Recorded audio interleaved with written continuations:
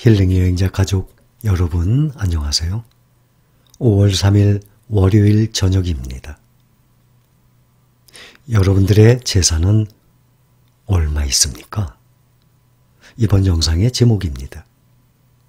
2020년 가계금융복지조사 결과가 있는데 통계청에서 매년 조사 목적이 자산, 부채, 소득, 지출 등을 통해서 재무 건전성을 파악하고 사회 및 금융 관련 정책과 연구에 활용할 목적으로 매년 이런 조사 결과가 나옵니다.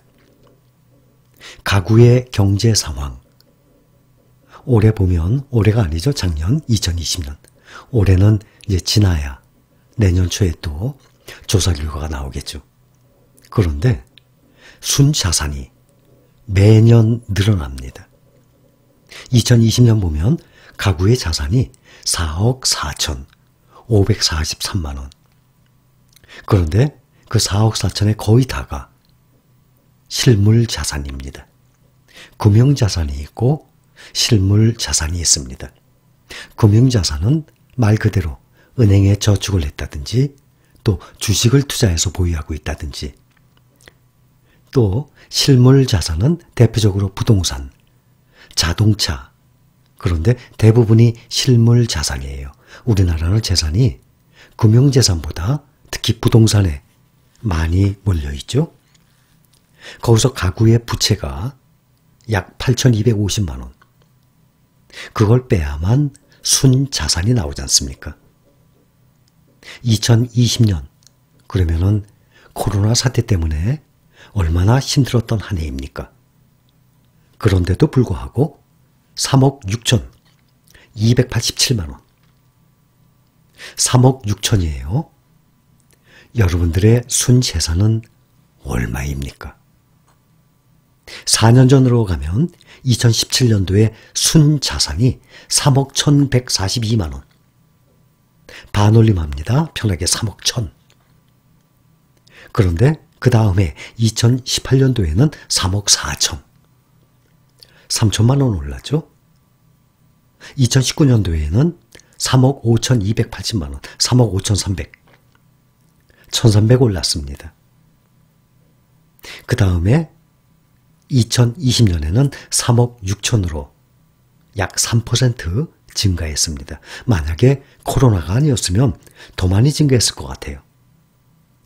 그래서 2021년이 지난 내년 초에 2021년도에 대한 가계금융복지조사 결과가 나오면은 순자산이 꽤 많이 올라갈 것으로 예상이 됩니다. 그래서 2020년도 순자산이 평균이 3억 6,287만 원이에요.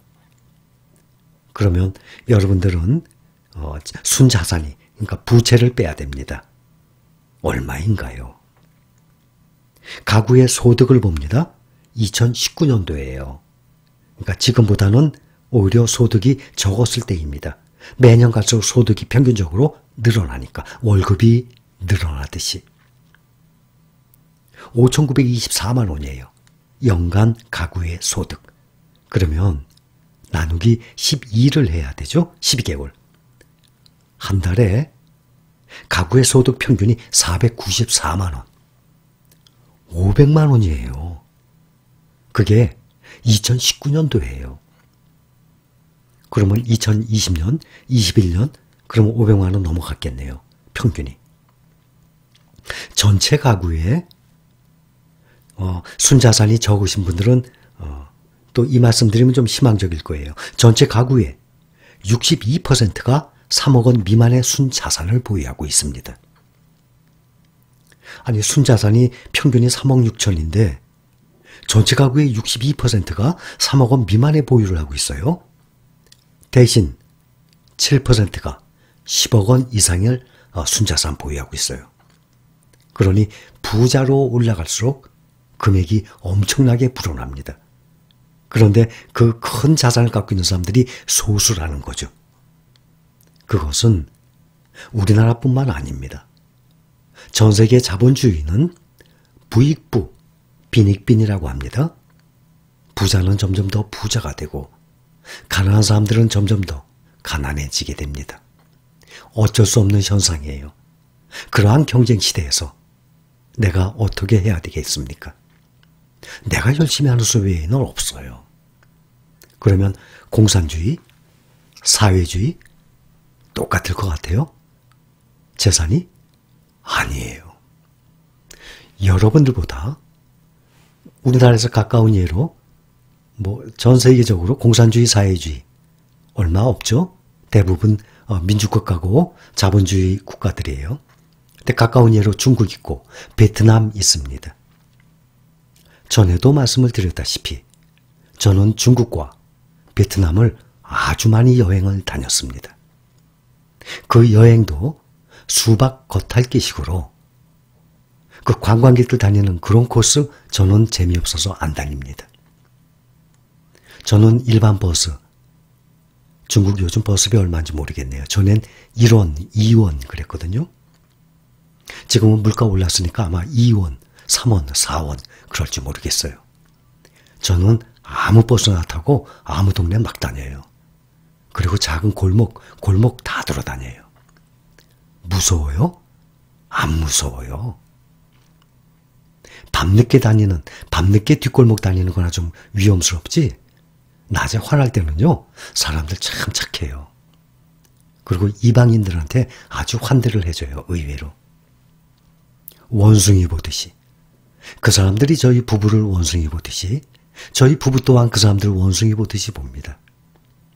외국인들 구경하는 거 재밌어요. 그런데 관광지, 거기는 그 나라 사람들이 다들 외국에서 온 관광객들만 상대하는 그 장사하는 사람들을 보는 겁니다. 그러나 일반 서민들 어떻게 생활하는지 그런 것을 낱낱이 볼 수 있어요.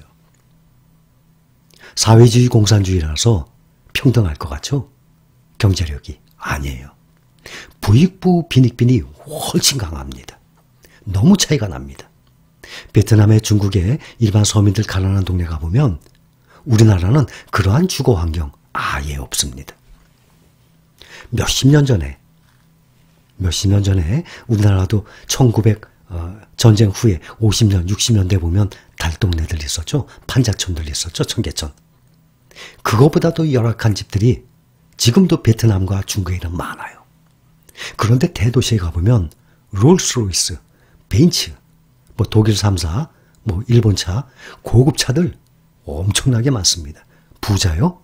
중국 부자 얘기 들으셨죠? 비교도 안 됩니다. 우리나라 부자하고는. 어마어마한 부자들이 너무 많아요. 그러니 부익부 빈익빈. 공산주의 사회주의는 훨씬 심합니다. 자, 가구주의 특성별로 보면 20대, 30대, 40대, 50대, 60대 나눠져 있죠. 50대 가구가 가장 순자산이 많습니다. 평균 5억 1천만 원. 근데 직업별로 보면 자영업자 가구가 자산이 또 가장 많게 나와 있습니다. 5억 6,400만 원. 소득 원천별 가구 소득 구성비를 보자면 대부분이 근로소득과 사업소득입니다. 사업소득 또한 자본소득이 아니라 내가 사업을 하고 장사를 하고 내가 일을 해서 버는 것입니다. 그러니 두 개로 나눈다. 그러면 근로소득, 자본소득, 그러면은 사업소득은 근로소득에 속합니다. 그것이 근로소득과 사업소득 합해서 83.4%. 나이가 들어가면서 자본소득이 늘어나는 구조를 그래서 꼭 만들어야 됩니다. 소득 원천이 무엇이냐? 그러면 다들 내가 일을 해서, 내가 장사, 사업을 해서 들어오는 것이 소득이에요. 그런데 그것이 한계가 있으니까 나이를 먹어가면서 자본소득이 꼭 늘어나는 구조를 만들어야만 노후에 안락하고 편안한 생활을 할 수 있다는 얘기죠. 작년 말 기준으로 보면 가구제 예상 은퇴 연령이 68세예요. 그런데 사실 68세까지 일을 하게 됩니까? 내 장사하는 사람들 외에는. 평균적인 은퇴 연령이 63세로 나타나고 있다고 합니다. 현재 은퇴하지 않은 가구, 그러한 가구 중에 노후 준비 상황이 잘 된 가구 8%밖에 없습니다. 은퇴한 가구 중에 생활비 충당 정도가 여유 있는 가구 9%밖에 안 됩니다. 그러니 다들 준비가 안 돼 있고 많이 부족한 상황이죠. 소득 분위별 보면 1분위에서 5분위까지 있어요. 5분위가 가장 이 소득과 자산이 많은 사람들입니다. 그 중에 5분위 가구 평균 자산 9억 8천만 원. 1분위 가구는 평균 1억 3천만 원. 7.2배의 차이가 납니다.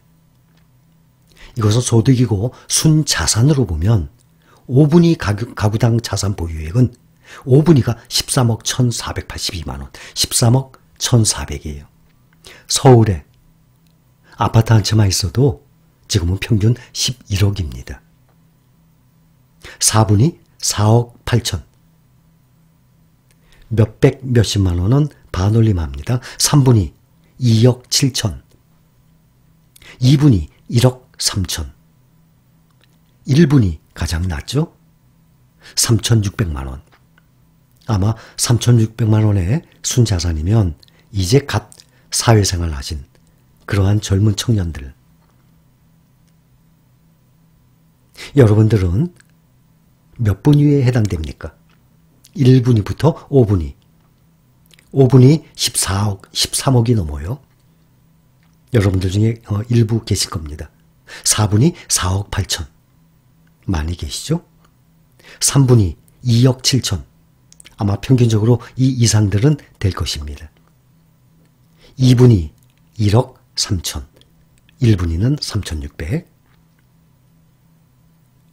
가구소득 증가나 여유자금이 발생이 되면 주로 어떻게 운용을 하시겠습니까? 물어봤더니 대부분이 저축과 금융자산에 투자하겠다 하는 사람들이 47%, 부동산 구입하겠다 24%. 딱 반이네요. 그런데 부동산 구입은 하고 싶어도 억대의 금액이 들어가기 때문에 쉽지가 않은 거죠. 그래서 가구소득이 증가가 되거나 여유자금이 발생이 되면 저축과 금융자산에 투자하겠다는 사람들이 가장 많습니다. 그 다음이 부동산 구입. 그보다 조금 적은 게 부채를 갚겠다, 부채 상환을 하겠다 하는 내용이었습니다. 통계청에서 나온 2020년 가계금융 복지조사 결과가 나온 것입니다. 여러분들 생활에 참고하시라고 제가 말씀을 드린 것입니다. 현재 2020년 보면 순자산 평균 3억 6,287만 원입니다. 참고하시기 바랍니다. 감사합니다.